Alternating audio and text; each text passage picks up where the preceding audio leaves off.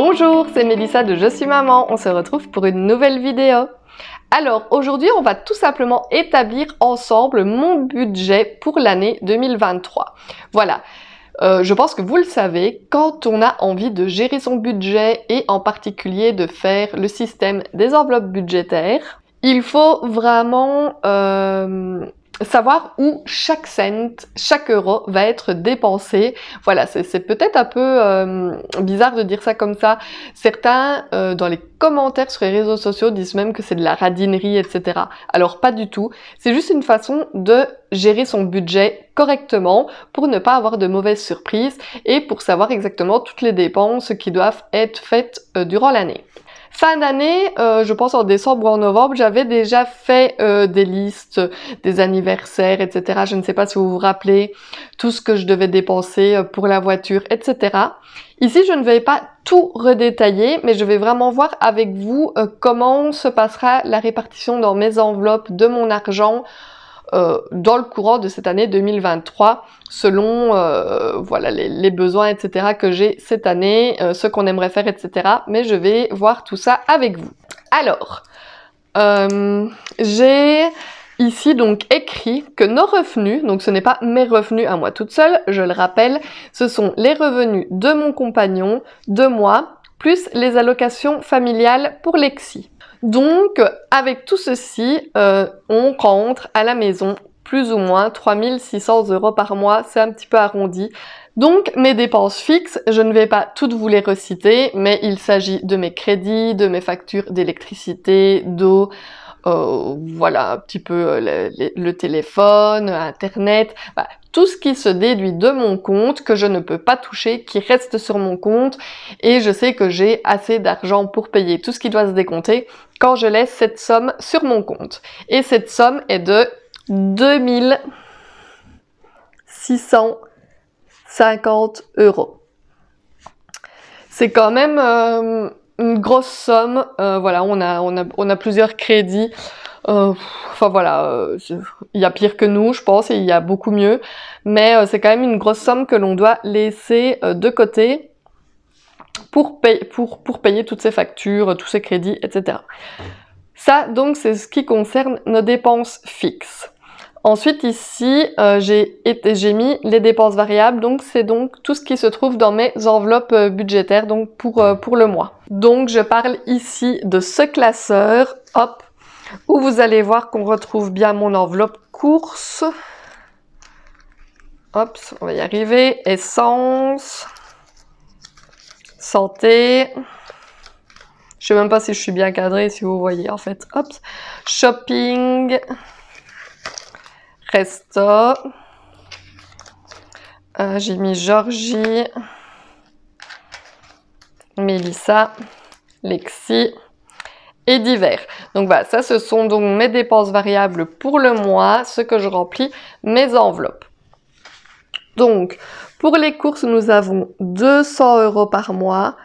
Je rappelle qu'il y a également les chèques repas de mon compagnon qui ne sont pas comptés dans les revenus ici parce que c'est une carte à part que pour moi, enfin, si c'est des revenus, mais pour moi, voilà, c'est pas considéré comme de vrais revenus. Pour moi, c'est un surplus, un extra. Donc, ces chèques repas en plus, 100 €. Donc, au total, on a 300 € par mois pour les courses. Et oui, on y arrive. J'ai beaucoup de gens de nouveau sur les réseaux sociaux qui me disent que ce n'est pas possible, que 300 € c'est par semaine, que je suis une menteuse, etc. Alors non, depuis le mois de février 2022, on procède comme ça marche très bien. Il y a des mois où j'ai dû aller grappiller un petit peu d'argent dans d'autres enveloppes pour pouvoir finir le mois, mais ce fut rare. J'ai vraiment réussi à gérer comme ça pendant une année complète, donc je ne suis pas une menteuse, non, et j'y arrive très bien. D'ailleurs, je vais vous mettre ici au-dessus le lien de la vidéo où j'explique exactement comment je gère mon budget alimentation pour le mois, comme ça vous verrez exactement comment je procède pour n'user que cela. Alors, en essence, c'est toujours 200 € dans l'enveloppe également. En santé, je place 60 €. En shopping, j'en mets 30. Resto, 30 également. En fait, ici, ce n'est que des 30. Voilà, pour moi, 30, c'est un montant correct. pas trop petit, mais c'est pas énorme non plus. J'espère un jour, je pourrais augmenter un petit peu, genre à 50, tout ça, ce serait bien, mais pour le moment, ce n'est pas possible. Hop, on va prendre la petite calculette. J'ai donc 2650 plus 200 plus 200 plus 60 plus 30 plus 30 plus 30 plus 30 plus 30 plus 30. Ça fait beaucoup de 30. Voici. Et donc, au total de tout cela, ça me fait 3290 €. Sur un revenu de 3006, ça fait qu'il reste 310 € à répartir dans mes épargnes. On passe donc à mon autre feuille. Donc on retient les 310. Et donc ici, c'est le budget. Je vais le mettre en dessous d'ailleurs pour que ce soit un peu plus épais pour écrire. Donc mon budget 2023 pour mes épargnes. Alors, j'ai fait plusieurs colonnes. Donc ici, je vais mettre les montants que j'aimerais avoir dans chaque enveloppe.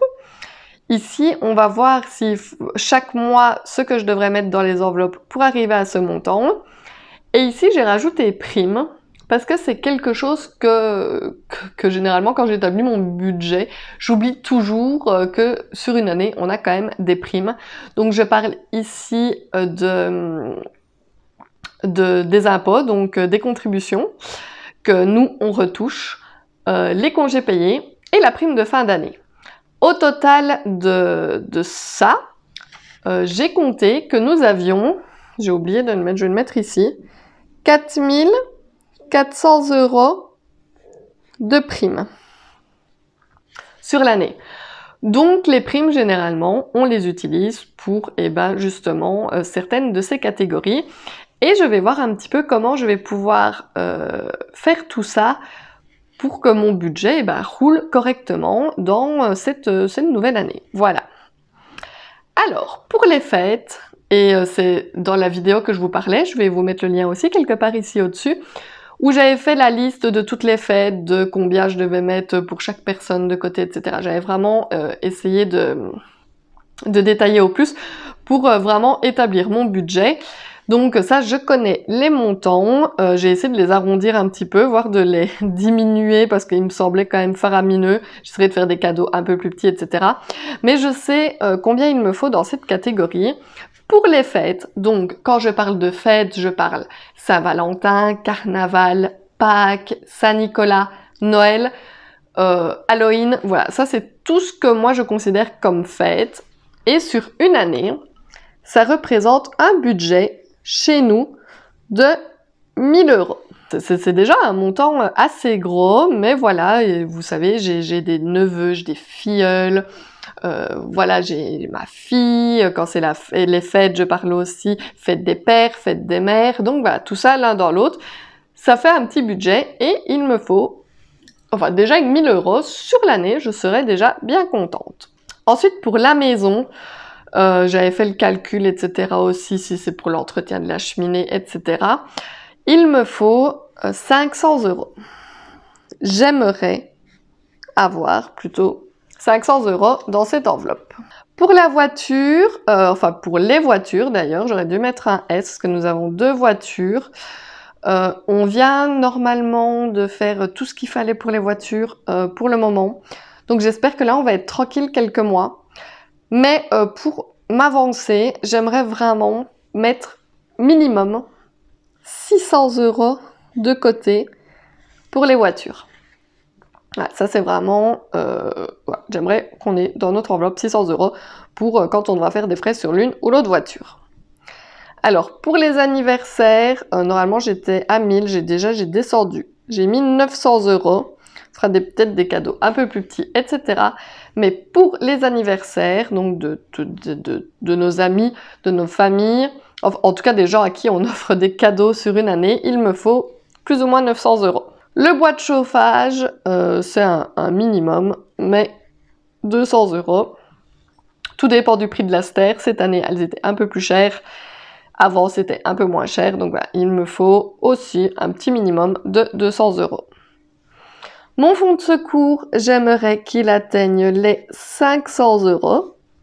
Voilà, je pense que sur une année, c'est faisable, donc de mettre les 500 €. Mariage. Donc pour le mariage de ma sœur, je voudrais atteindre les 500 €. J'ai déjà 100 € dans l'enveloppe, donc je vais mettre 400.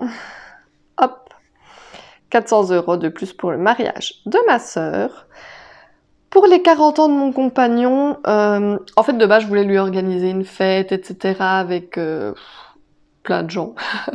Ouais, je n'avais pas encore vraiment fait la liste, mais voilà, j'avais envie de faire une grosse fête pour ses 40 ans. Mais il m'a dit que cette année, il préférait partir en vacances enfin voilà, ce qui lui ferait plaisir pour ses 40 ans, ce serait plutôt de partir en vacances parce qu'on n'est déjà pas parti l'année dernière, on en a besoin. Et il n'a pas envie que j'investisse dans une grande fête pour son anniversaire. Il préfère qu'on mette cet argent dans les vacances. Cela dit, je vais quand même fêter son anniversaire.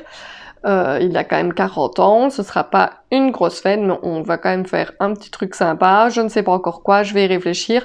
Mais je me suis mis déjà comme budget 300 €. C'est déjà un début. Hop! Ensuite, les vacances, eh ben, c'est un minimum aussi.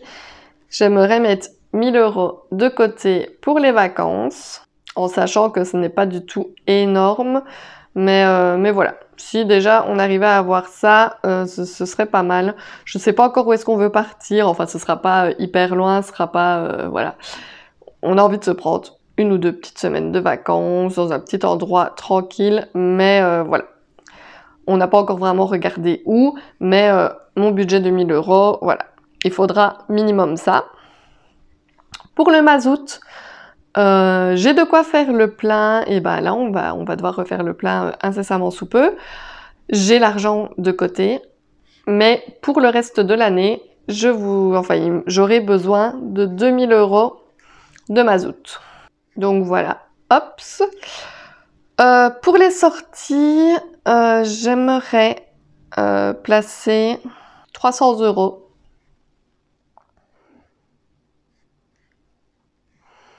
Voilà, j'aimerais avoir dans mon enveloppe pour les sorties 300 €, c'est pas énorme, hein, sur une année, 300 € de sortie.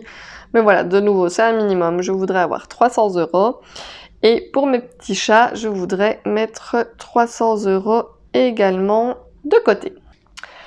Ça fait déjà un sacré budget, il me semble, on va voir ça. 1000 plus 500 plus 600 plus 900 plus 200 plus 500 plus 400 plus 300 plus 1000 plus 2000 plus 300 plus 300. 8000 €. Je sais pas si vous vous rendez compte du budget. Il me faut 8000 €. En sachant que avec mes primes, il y a déjà 4400 € que je vais pouvoir répartir ici pour alléger justement ce que je dois mettre par mois de côté pour arriver aux 8000 €. Parce que vous imaginez, si honnêtement on n'avait pas les primes, que je devais diviser 8000 € par 12, je devrais concrètement placer 666 € de côté par mois. Ce qui n'est pas possible, étant donné que nous avons vu que je n'ai que 310 € qui peuvent venir, qui devra venir ici dans cette case rembourser chaque mois. Vous voyez un petit peu la nécessité d'établir son budget, vraiment d'y penser et de savoir comment vous allez gérer votre argent, parce que avant je ne faisais pas du tout ça et c'était du grand n'importe quoi. Aujourd'hui, voilà, je prends le temps de me poser, de regarder à tête réfléchie, etc., comment je vais pouvoir m'en sortir.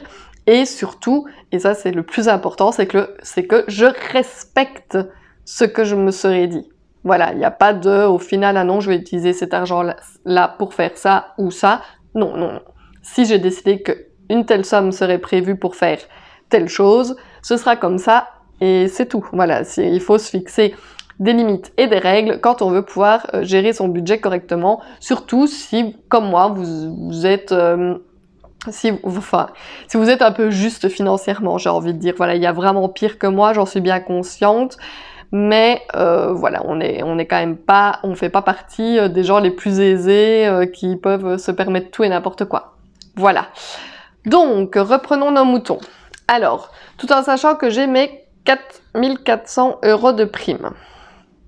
Comment vais-je les répartir? Eh bien, déjà, il va falloir que mon mazout, il va passer en prime. 2000 €. Voilà, ça, quand je vais toucher, à mon avis, les congés payés et la prime de fin d'année, ce sera l'argent pour le mazout. Donc, on a déjà 2000 € ici. Ensuite, pour les vacances, les 1000 €, je vais les mettre des congés payés. Ça semble logique, on part en vacances avec les sous des congés payés.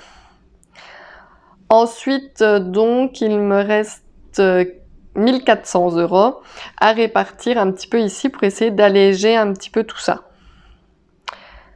Alors, pour le mariage de ma sœur, je mettrai les 400 € avec une prime aussi, comme ça, je ne m'embête pas, ils seront de côté. Les sous pour l'anniversaire de mon compagnon aussi, comme ça, je sais que je l'aurai et je devrais pas chipoter. Ensuite, mon bois de chauffage aussi, voilà. Ça me semble être le plus simple. Il partira, à mon avis, avec la prime de fin d'année parce que ici, nous avons du bois. J'ai encore un petit peu d'argent pour me racheter une ou deux stères pour la fin de l'hiver. Et donc, il m'en refaudra pour l'hiver prochain. Donc voilà, je pense que comme ça, on pourra gérer les 200 € fin d'année. Ensuite, il me reste, je pense, 500 € à répartir. On va voir si je calcule bien. 200, 400, 300, 1000, 2000. Il reste bien 500 €. Alors, je pense déjà mettre une partie pour les fêtes de côté avec l'une ou l'autre prime. Hop, 300 € me semble bien. Et mon enveloppe anniversaire également. Donc ici, avec les primes, nous arrivons bien aux 4400 €. Hop. Donc ici, faites 1000 moins 300, 700 € divisé par 12. Donc chaque mois, je devrais placer 60 €. Hop. Ensuite, maison. 500 divisé par 12. Je devrais... 41, je vais arrondir. 40, il y aura un peu moins, mais 40 € par mois pour la maison. La voiture, 600 divisé par 12. Je devrais placer 50 € dans l'enveloppe voiture. Anniversaire, 900 moins 200, c'est 700. Donc 700 divisé par 12. 60 € également par mois que je devrais placer dans les anniversaires. Le bois de chauffage, lui, il sera payé entièrement. Le fonds de secours, 500 divisé par 12, donc 40 € aussi que je devrais placer chaque mois. Le mariage de ma sœur, ce sera fait. Ça, ce sera avec les primes aussi. Les vacances également. Le mazout aussi. Sortie, 300 divisé par 12. 25 €.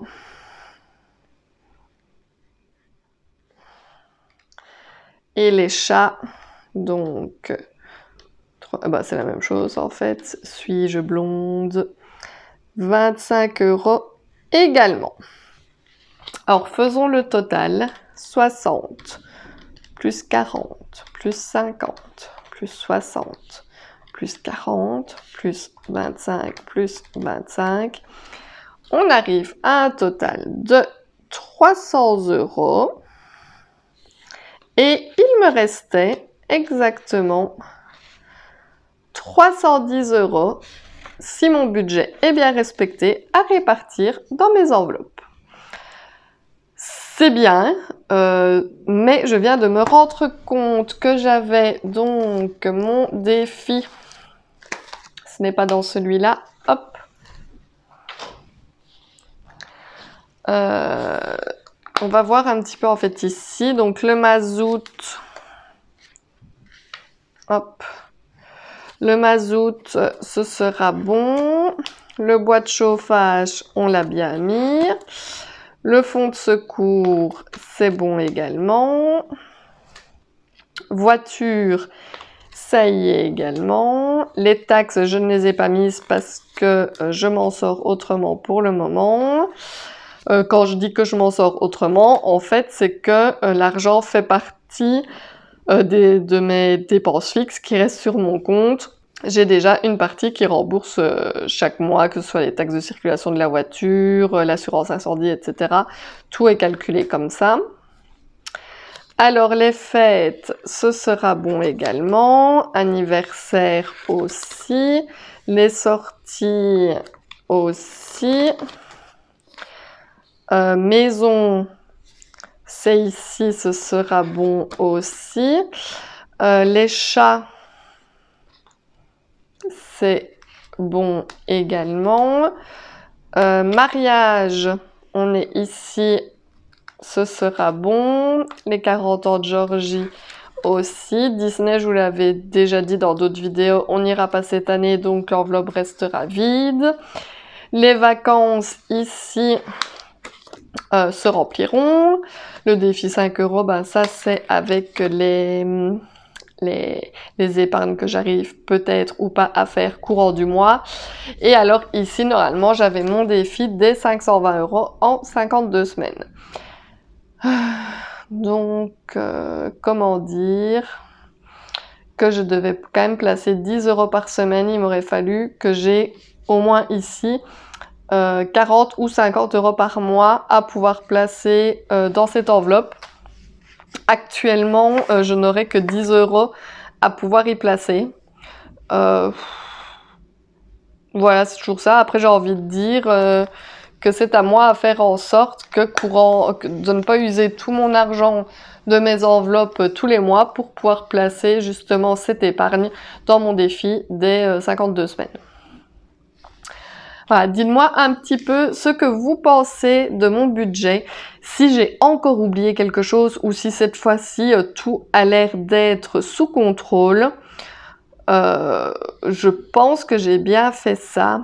J'espère que nos salaires... Enfin, normalement, un salaire ne peut pas descendre, hein, il ne peut faire que monter. Donc, en toute logique, si je respecte bien tout ça, voilà, mon budget, comment il devrait être. C'est que, voilà, je suis contente d'avoir fait ce listing. Ça me permet de me sentir mieux à l'intérieur de moi, de savoir que tout est prévu, que tout est budgété, que voilà, qu'il n'y a pas de souci. Enfin, pas de souci, on se comprend, mais que voilà, je sais ce que je dois faire, de quel argent, voilà. Dites-moi si de votre côté, vous procédez aussi de cette façon pour voir un petit peu où est-ce que vous en êtes dans votre budget, ou si vous vous laissez guider, si vous vous laissez porter par les mois et que vous voyez un petit peu ce qui arrive au fil du temps, ou si vraiment, comme moi, vous avez un budget bien détaillé pour être vraiment réglo, quoi. Enfin, je sais pas comment le dire d'autre, mais voilà, pour vraiment avoir une ligne de conduite et savoir ce que vous devez faire avec votre argent. J'espère que de votre côté, tout se passe pour le mieux. J'espère que cette petite vidéo vous aura plu. N'hésitez pas à me le dire en commentaire. N'hésitez pas non plus à me faire des petits pouces vers le haut. Et surtout, à vous abonner à ma chaîne si ce n'est pas encore fait. Et moi, je vous dis tout simplement à bientôt dans une prochaine vidéo. Bye bye!